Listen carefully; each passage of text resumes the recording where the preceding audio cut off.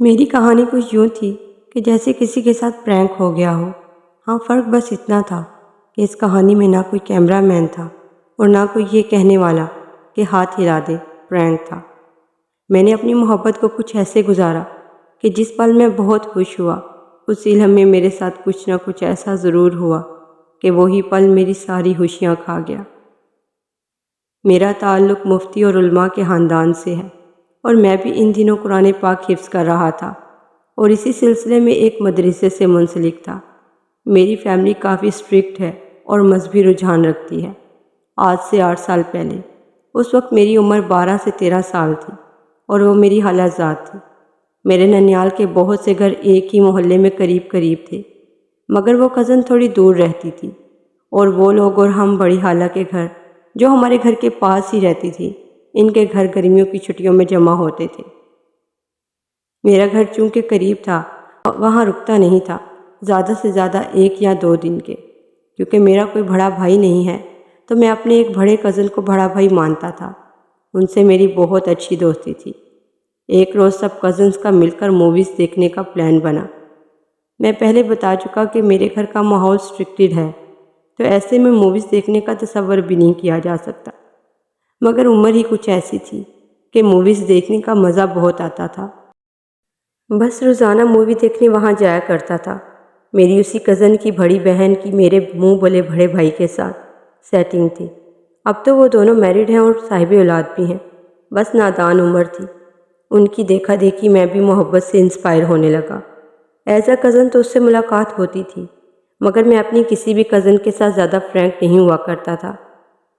کیونکہ میں شروع سے مدرسے کا طالب علم تھا تو مجھے لڑکیوں سے بات کرنا مناسب نہیں لگتا تھا۔ اس سے پہلی بار بات اسی کزن کے گھر سے شروع ہوئی تھی۔ ایک رات ہم مووی دیکھ رہے تھے اور اچانک مجھے نیند آ گئی، کیونکہ میری روٹین بھی کچھ اس طرح سے تھی کہ مجھے صبح فجر میں جاگنا ہوتا تھا اور اسی حساب سے میں 12 بجے کے بعد سو جایا کرتا تھا اور مووی شروع ہی 11:30 ہوا کرتی تھی۔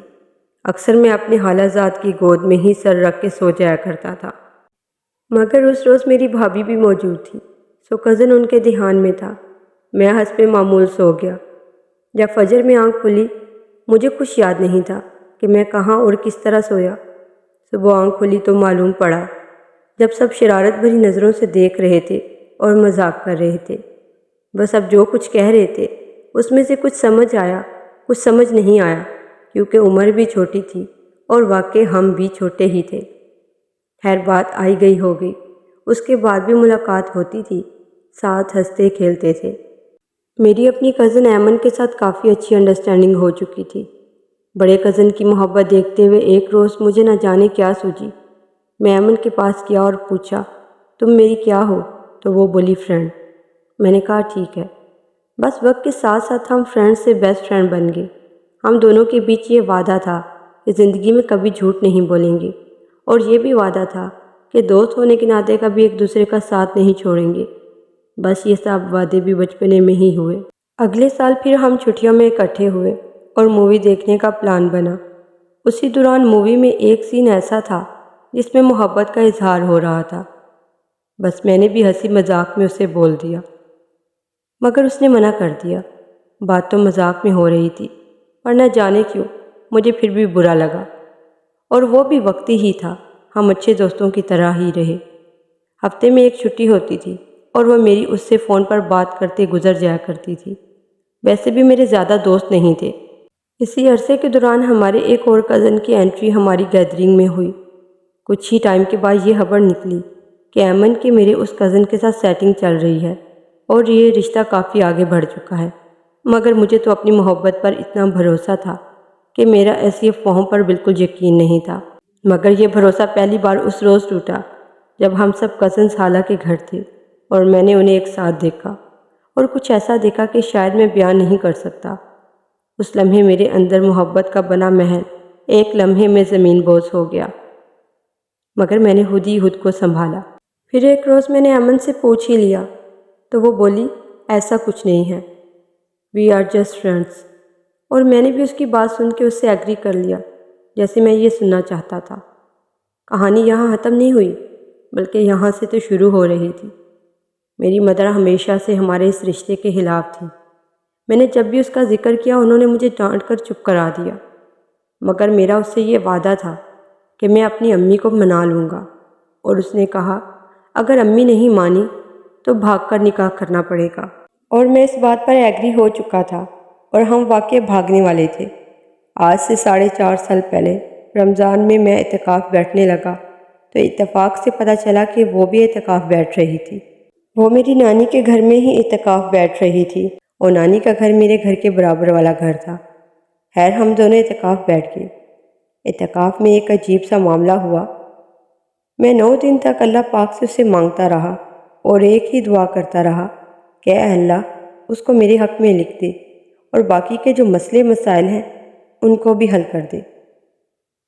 29ویں شب کو میرے چچا جو کہ ایک مفتی بھی ہیں وہ میرے پاس آئے اور انہوں نے کہا کہ یہ رات بھی شب قدر میں شمار ہوتی ہے تو تم دعا کر لو جو تم چاہتے ہو، ایک دن مزید مل گیا ہے۔ تو میں نے صلاۃ التوبہ، صلاۃ الحاجات اور صلاۃ التسبیح پڑھنے کے بعد میں نے دعا کی اور دعا میں نے کہہ دیا اے اللہ جو میرے حق میں بہتر ہے وہ عطا کر دے۔ جب میں نے اپنا اعتکاف مکمل کر کے گھر آیا تو میرے گھر والے بہت خوش تھے۔ امی نے بھی پیار سے گلے لگا کر ماتھا چوما اور پوچھا تمہیں کیا چاہیے؟ میں نے بھی جھٹ سے کہہ دیا آپ کو پتہ ہے مجھے کیا چاہیے۔ امی غصہ کرتی کرتی نارمل ہو گئی اور بول دیا ٹھیک تم تھوڑے بڑے ہو جاؤ میں تمہارے انکل سے بات کر لوں گی۔ وہ میری زندگی کے خوشکن لمحات تھے۔ میں ایک بچے کی طرح خوشی سے پورے گھر میں اچھل رہا تھا۔ اب مجھ سے صبر نہیں ہو رہا تھا۔ میں جلد سے جلد یہ خبر ایمن کو سنانا چاہتا تھا جو برابر کے گھر میں ہی اعتکاف بیٹھی تھی۔ مجھے ویسے بھی اس سے ملنے جانا تھا۔ میں جیسے ہی نانی کے گھر گیا، ان دنوں لوڈ شیڈنگ کافی عروج پر تھی اور اس وقت بھی لائٹ گئی ہوئی تھی۔ میں ایمن کو ڈھونڈتا ہوا جیسے ہی ایک کمرے میں داخل ہوا تو کیا دیکھتا ہوں، میرا وہی کزن جس کے بارے ایمن کو لے کر افواہیں مشہور تھیں، وہ ایمن کی گود میں سر رکھ کر لیٹا ہوا تھا اور وہ اسے ہاتھ والے پنکھے سے ہوا دے رہی تھی۔ میں نے جب یہ سب دیکھا تو میری خوشیوں کا جنازہ نکل گیا۔ میرے سے برداشت نہیں ہوا، میں انہی قدموں پر واپس مڑ گیا۔ اتنے میں میرا کزن فوراً سے پیچھے آ کر مجھے بولا انس تم نہیں سدھرو گے نا؟ میں نے کہا کیوں، کیا ہوا؟ تو وہ بولا اعتکاف بھی بیٹھے تھے اور حرکتوں سے باز نہیں آئے ہو۔ تو میں نے کہا ہوا کیا ہے؟ تو وہ بولا ایمن کہتی ہے کہ تم زبردستی اس کے پیچھے پڑے ہو اور وہ مجھ سے پیار کرتی ہے۔ تو میں نے بولا اچھا اگر ایسا ہے تو تم رکھ لو اسے، اگر وہ واقعی تم سے محبت کرتی ہے تو ٹھیک ہے، لیکن اگر یہ سچ نہ ہوا تو میرے سے بھی برا کوئی نہیں ہوگا۔ خیر اس کزن نے مجھے ایمن کے میسیج پڑھائے جس میں واقعی لکھا تھا کہ میں اس کے پیچھے پڑا ہوں اور اس کا میرے سے کوئی تعلق نہیں ہے۔ میں نے اس کزن کو بولا تو مجھے ان میسیجز کے اسکرین شاٹ دے دو۔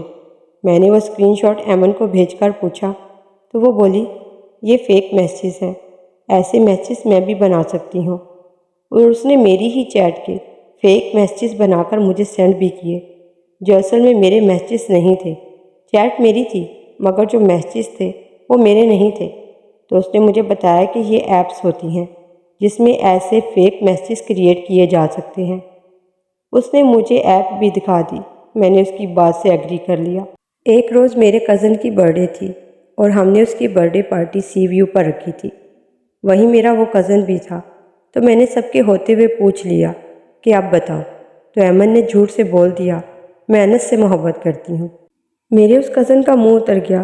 مجھے برا تو لگا مگر اس بات کی خوشی تھی کہ اس نے مجھے چنا۔ مگر اگلے ہی لمحے پتہ چلا کہ اس کا ایک بچپن کا دوست ہے جو اب تک بھی ہے۔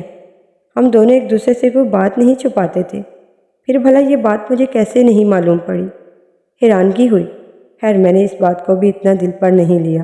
اب میں اسکول پڑھنے لگا اور میں اسکول کا ہائی پریفیکٹ تھا اور میرے انڈر 16 بچے تھے جن میں پریفیکٹ اور مانیٹرز شامل تھے۔ ان میں لڑکیاں بھی تھیں۔ میرا کام ان سب کو ان کی ڈیوٹیز سمجھانا تھا۔ اسی سلسلے میں ہمارا گروپ بنا ہوا تھا اور ہم میسیج پر ایک دوسرے سے لنک رہا کرتے تھے۔ ان میں 2 لڑکیاں ایسی تھیں جو میری اچھی دوست بن چکی تھیں۔ میرا وہی کزن جسے میں اپنا بڑا بھائی بولتا تھا، اس نے جا کے ایمن کو بول دیا کہ انس کی 2 لڑکیوں کے ساتھ سیٹنگ چل رہی ہے۔ ایمن نے مجھے میسیج کیا ان لڑکیوں کے چیٹ کی اسکرین شاٹ دو مجھے۔ میں نے اسکرین شاٹ دینے کی جگہ اس کے گھر جانے کا ارادہ کیا۔ اس کا گھر میرے گھر سے 2 گھنٹے کے فاصلے پر تھا۔ میں نے وہاں پہنچ کر موبائل اس کے ہاتھ میں دے دیا۔ اس نے سب پڑھ کر بھی یقین نہیں کیا۔ اس نے کہا، تم نے چیٹ ڈیلیٹ کر دی ہے؟ تو میں نے ایک گروپ بنایا اور اس میں ان دونوں لڑکیوں کو ایڈ کر دیا۔ بات ہو جانے کے بعد بھی کوئی فرق نہ پڑا۔ اس نے یقین نہ کیا۔ شاید وہ یقین کرنا ہی نہیں چاہتی تھی، ورنہ اس کے لیے یہی کافی ہونا چاہیے تھا کہ میرا اگر کوئی افیئر ہوتا تو میں دونوں کو ایک ساتھ ایڈ کبھی نہ کرتا۔ ہیرس نے بول دیا، آئی ایم ڈن۔ میں نے کافی معافیاں مانگی جتنا میرا ظرف تھا۔ میں اس کے آگے گھٹنوں کے بل بیٹھ کر بھی بولا، میرا یقین کرو، مگر وہ نہیں مانی۔